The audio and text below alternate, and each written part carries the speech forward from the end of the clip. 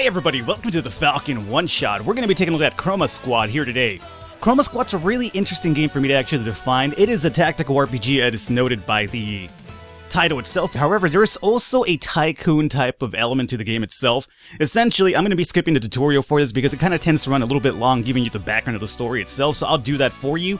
Essentially, the background of the story is that you are going to be controlling a set of extras. This game is actually kind of, as you can see, inspired by the Saban's Power Rangers. It totally is inspired by Power Rangers, especially if you look at the tutorial itself. And once we get into the game, you'll see the inspiration, definitely. But you were the extras. You were essentially the people in the Ranger suits doing all the battling. And one day you decided to be like, you know what? Let's start up our own company because we don't like the director. We don't really like where the show is headed. So let's start up our own squad or our own show itself. So basically the game plays out as a tactical RPG, but there is a lot of tycoon type of elements in it because you're starting up your own show. You're going to start off in a basement and you essentially want to meet the requirements to have a fan base come in. You'll do some fights that in order to do these fights, you'll have certain goals that actually increase the viewership of your show in general. So keep that in mind. I'm over here talking long enough about it. Let's get into the game and show you exactly what I'm over here talking about. So let's go into new game. Alrighty, so skipping ahead, we're basically going ahead to skip the tutorial because, again, there's a lot of text and a lot of story emphasis in the start, and it gives you like a bit of the background on how to fight and things of that nature, but I'll basically cover those with the very first mission. When you start off when you break away from the old contract you were in and you start up your own foundation over here, your contract right now is going to be for $1,000. The conditions for this contract is going to be you want to record a season finale after recording 4 other episodes, and the contract will be canceled if the number of fans is lower than 0 by the time your season finale shows up. So it's kind of up to you to kind of garner that viewer interest and keep them around by either, completing tasks or actually doing some PR type of moves where it comes to responding to the fans and things of that nature. So we're going to definitely sign this contract right here because it's the same one. We can name our studio as well, so we probably will. Let's go with this with, Fuck X Forever, because that's usually, no, it's not Forever, it's just Forever. There you go. Confirm it. Alrighty, so once you come in here, you have to customize your team. This is essentially the people that, were the extras in the quote-unquote Power Ranger original show, and now you're breaking off to do your own thing. When you do this right here, essentially, you're going to have to just break down your characters. Everybody has their own type of class in a sense. You have your lead Power Ranger, which is probably the red one, but you could definitely change the colors up if you want to, and also the names. For the interest of this video, I'm not going to really go too much in depth into this, but there is a lot of either Kickstarter backer people that are introducing the game, or just some really funny things by the developers themselves. We have Evan Tyson, who happens to be a boxer.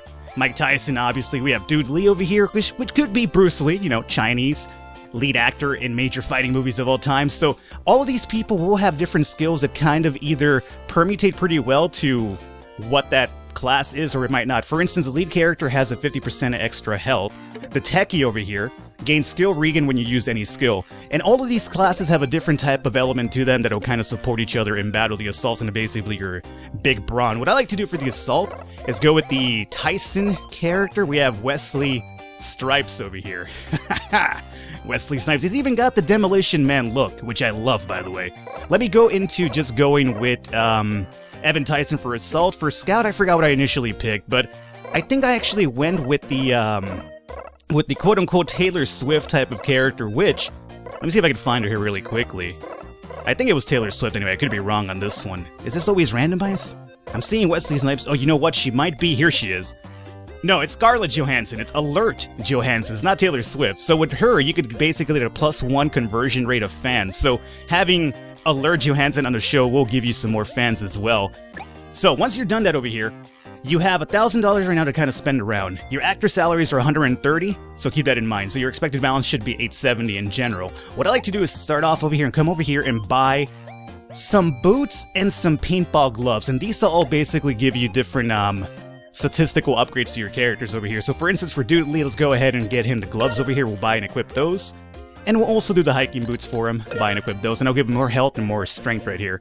Now, in the studio itself, this is going to be really important because it basically enhances the quality of your show itself. A lot of these actually cost a little bit too much money than we could afford right now, but I like to start off with the SD camera. This gives you a plus 10% audience gain from director's instructions, and it's going to cost us $100, and every episode is going to cost us $15 to maintain it. So we'll activate it right now. We'll drop to $475, and I also like to go with the microphone, so we'll activate this for $75.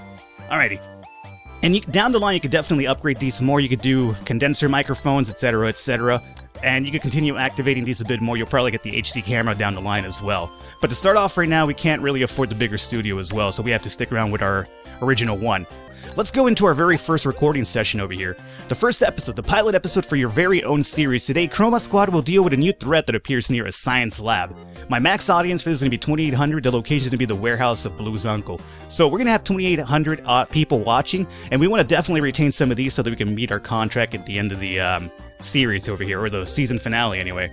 So Season 1, Episode 1, there's a bit of dialogue as well because the game is still an RPG in a sense, but it has a little tycoon feel to it too. So I'll try to just speed this up a little bit here. Wow, our first episode, that's awesome. What if our first story was about a group of monsters that try to rob a science lab? Remember, the game's really self-aware, so expect a lot of really, silly dialogue, which is really interesting itself. And then beat up dozens of them. Yeah, Mike Tyson would say that. Yeah, great, but hold on, we should add a narrator. Don't start the action yet. Once uptime, a group of heroes is born. What do you think, Jet? I heard that's a good plot. I heard a good plot starts like that. It's good, but it's spelled wrong, isn't it? Once uptime? Again, really self-aware. Oh, the guy who sold us the narrator software told me it's one of its quirks. We should just roll with it. These powerful teenagers are the last hope of humanity, and their first task is to defend a science lab from an evil monster. But aren't the minions kind of late? Where did they go, Danielle? I don't know yet. Jet. They should hurry. What do you say, Scar? They must be getting dressed. Don't worry, let's just have fun with our new job. Alrighty, so I'm gonna go, they're about to come. I was gonna skip over a bit forward here. Loud noises. Now, very much like the Power Rangers, you will start off as your regular, quote-unquote people look, and then as you kind of progress through the battle itself and kill more people, or not kill people, but defeat villains, and also do more combos, you will be kind of building up your chroma meter, and that's what lets you transform into the Power Rangers themselves over here. So right now we have perform three team acrobatics and keep all actors above 50% health. That's going to be our first directions right now. So, our first individual is going to be Michonne over here, who's apparently named Danai. Alrighty, so I'm going to go after this individual right here. I'm going to show off some of the acrobatics as well that I talked about here. So we're going to go over here and just kind of attack this guy, who should be one of the Putty Squad members right there, but apparently he's like a raccoon type of individual here. So we have Tyson coming up next. With Tyson, I'm going to show off some of the acrobatics here. So for Tyson, let me move up here. There's kind of like a little weird AP type of system in the game. Not exactly AP, but you have two moves in a sense. A moving, or an attacking period, and also a moving period. So for instance, I moved with him now. I can't really attack this guy because he's beyond my actual reach right here. So what I'm going to do is I'm going to do teamwork.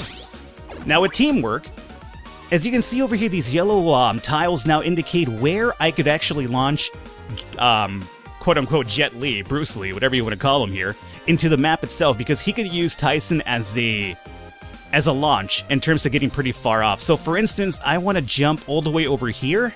So what he'll do is he'll launch me over there. So check this out. That's going to be my click right there. Boom. And that actually counts as one of the acrobatic moves. And again, the game is actually, as silly as it looks, it's actually really in-depth when it comes to the combat, because you have to really use the acrobatics to kind of get you ahead in battle. So I'm going to come over here and just start attacking this individual. Boomski. We pushed him away as well. 62 health. Now we have Wesley Snipes. Now I could also use Tyson over and over for more acrobatic moves as well, which I probably should, because again, we have to hit 3 at the very least to meet the director's instructions for this one. So let me just have myself be launched over here. Boom. Nice. Alright, so we have already 2 of the 3 that we have to meet for this very first episode over here, or the very first scene of the episode anyway.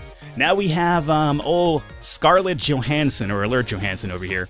Now with her, she can't really move really far, so I can't really use him as a launching pad. So what I'm going to do with her is actually just come over here and attack this individual, if I can, definitely. Oh, wow, one-hit kill. And we got a new item, a duct tape. Those items that you will be dropping will be actually used for a crafting table. There's a crafting table in the game which could essentially help you make more costumes and more props for the game itself. It's really interesting when it comes to that. There's a tycoon feel to it. There's also a crafting type of mechanism involved, along with the whole RPG battle itself. So it's a really fun game. There's a lot to really do in it, which is what's really interesting me in the long run here. So with Michonne, let's see, this guy is basically going to be Dunsky, so let's go ahead and finish him off right now. Alright, so he's now done. Now we have Tyson over here. Tyson should be getting a one-hit kill, more than likely. So let me go over here and just, Tyson, you missed! That's unfortunate. Alrighty, Wesley Snipes is a little bit kind of getting close to the half health here thing, which is kind of bad. So what I'm going to do, I'm going to move Bruce Lee over here. I'm going to go into teamwork. Now with teamwork, if you actually hang out next to a dude posing, you will actually recover some health at the end of the turn. So what I'm going to do is I'm going to just post up over here and just hang out here for a second. I could do a teamwork as well. Now, the teamworks, by the way, can trigger finishing moves and other different things, but I'm not sure if we'll probably get to that in this video, but we'll see if we get to it. Now, Alert Johansson over here, we're going to basically come over here and just try to take this guy out at the same time. I would like to really trigger the boss fight, which actually happens after this initial combat here, and show you how the finishing moves actually work. Alrighty, so he's going to move over here. Luckily, he still pushed me next to... Oh, no! I'm still next to him, so... Oh, we didn't really recover any health because they actually pushed us out of the way. That's unfortunate. So, let's see. Let's have Michonne try to take up some of the damage for the next turn over here. We'll push this guy away a bit. And let's see. We have Tyson over here. Hopefully he doesn't miss this time around. There we go. That should be a one-hit... Oh, come on! We get chromatized now, by the way. So, let me actually chromatize to show you what this is all about here. So once you chromatize, everybody will essentially regain their turn and also heal back up. Now, I wanted to use this for the actual boss battle itself. I'm not sure if it's going to actually flow over to the boss fight, but we'll see if it does happen or not. Alright, so now we're going to just kind of ranger up over here. And in doing so, we actually opened up a lot of our skills now. For instance, the Red Ranger has a sword attack and he has the Eagle Lasso, which pulls an enemy 4 tiles away to the closest position adjacent to you. So, what I could do is, let me try this out. Let me just lasso this individual over here. Get your ass over here. He's going to be kind of close to these guys, which is good. Now, with him, I don't still think I can take... Oh, I can still take a move. Excellent. And we got some more duct tape. Again, we'll be using those to actually craft better items for individuals and also better suits and other equipment and other stage props as well. So, with the Blue Ranger, we have a pistol type of attack here. So, I don't think we could definitely get to this guy. He's a little bit too far from us right now. And we can't do the multi-shot either. So, more than likely, what I'm going to do, I'm going to come over here and go into teamwork. And let's see if we could use him as a propelling tool to kind of get to us. We could do a heal Dukin, which is not a Hadouken, but it's a heal version of the Hadouken. Nobody needs to really heal right now, so we're fine. Unfortunately, again, because we can't really get close to him, I'm going to come over here and just do a teamwork. I would like to show off the finishing moves that I talked about, too. Let's see if it actually takes place, though. This hurts, okay. Push you over here.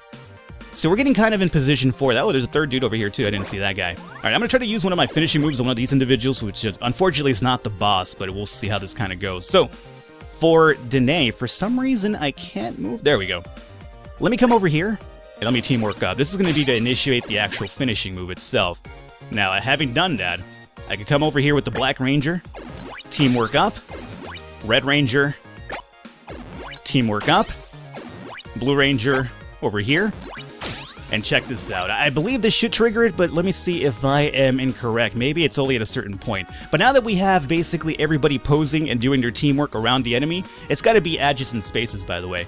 With the final attack, you will trigger this finishing attack. Let's see if it actually happens. Chroma power, there we go. And this will be really useful, especially for boss fights, and some boss fights are actually really resistant to regular attacks, so you do have to initiate your power attack to actually bring them down right there. Alright, so we dodged that one right there. Just a costume wound.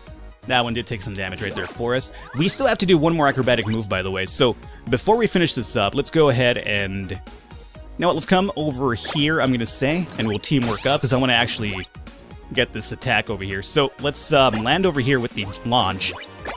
We'll bring this guy down completely. So, we've already met the first director instruction over here. And then with the Ranger, let's just come over here. Oh, did that move? Huh.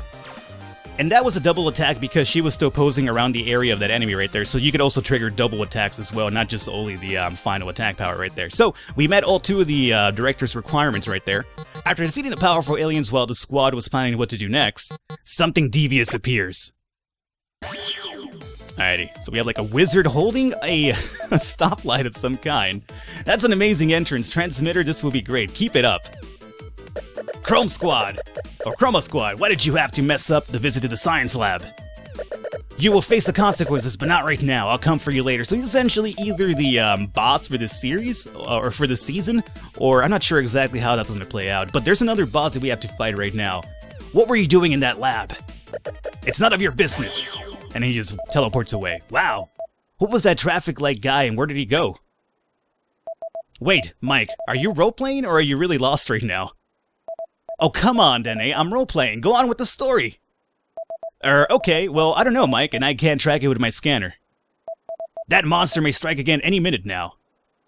Cerebro might have something to say. You're right, Scar. We should go see Cerebro. Now, we're going to teleport away, and again, if you were, I'm not sure. I was a big fan growing up of the original Power Rangers here. Chroma Squad heads to the Cerebro's chambers. So, I'm not entirely sure beyond the original Power Rangers if the, you got Zordon and the whole teleporter thing, that giant head and he would talk to you. Well, essentially, we have our own version of that. He's just called Cerebro, which is more of a, I guess, of an X-Men type of name, really. But there is Cerebro. He's literally a brain. Wow, Simon, I didn't expect that you could render such a cool background with that chroma key. Me neither. This looks much better than the old one did. Better for us, huh? After everyone explains the situation to Cerebro, why did you want the research data so badly, Cerebro? They believe it's the key for them to unlock the power of time travel. This is not the power that anyone should have. Now, return to your previous location. I'm detecting a new threat. It's impressive to see the Cerebro device working. Now, it's funny because the Cerebro device we actually found in our, I think it's one of our uncle's or grandfather's basement, which is essentially where we actually decided to join up and make our own little series itself. And we found this under some hood. And then the director's kind of like gonna play a part, the original director that we worked for is gonna play some part in the game itself, because he actually came trying to get his suits back because we left the studio with the suits. So he came over here like, hey, give me back my suits, and he noticed the Cerebro machine, and instead of taking the suits, he was like, oh, this could be even better, and he just left. So more than likely down the line is gonna play a big part into whatever the story kind of evolves into here. Where are the monsters? Can't wait to use my special poses. And this is gonna be our very first boss fight for Chroma Squad right here. Other than the tutorial one that you actually deal with afterwards. But as you can see, he's over here decked out with some punching gloves. He's like got a box as well. I'm gonna definitely fight him. He's gonna have some more raccoon individuals. And essentially the director's instructions for this fight will be to actually take down all the enemies before you actually attack the boss. And also, I believe there's another instruction involved with it. But for the purpose of this video, I just wanted to show you what the basics of Chroma Squad was over here. So, if you're interested in the game itself, go check out the description below. There should be a link to the game itself. Really fun game, especially if you're into the whole RPG and weird tycoon type of feel for the game that it has. It's a really fun game, doesn't take itself too serious, so definitely check it out if you're interested. If you'd like to see more, let me know in the comments. Leave me a thumbs up, leave me a like. Let me know in the comments if you want to see some more. Maybe we'll cover it down the line. It's definitely a fun little game. Doesn't take itself too serious, which is something that, every now and then you gotta play a game like that, Either way, hopefully you guys enjoyed it. Leave a thumbs up, leave a like. The support does mean a lot. I will catch you next time.